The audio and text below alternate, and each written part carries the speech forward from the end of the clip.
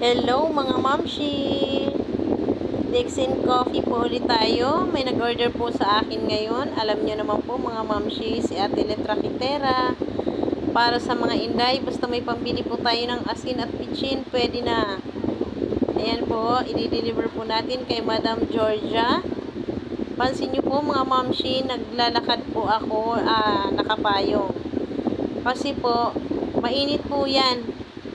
Pero umaambon. Yan po ang nakakapagpasakit ng ulo mga mamshi. Ayan.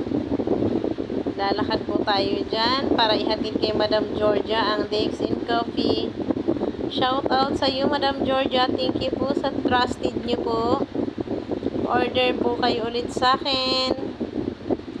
Ayan po, naglalakad po ako dyan sa Northville 4A po yan. Paakyat po yan ng Cordero. Punta dun kay Madam Georgia. Thank you po, Madam Georgia. Ayan. Maambon po yan dyan. Kaso, kahit umulan po yan mga mamshi at umaraw, bumagyo man yan or ano, basta may mag-order sa atin.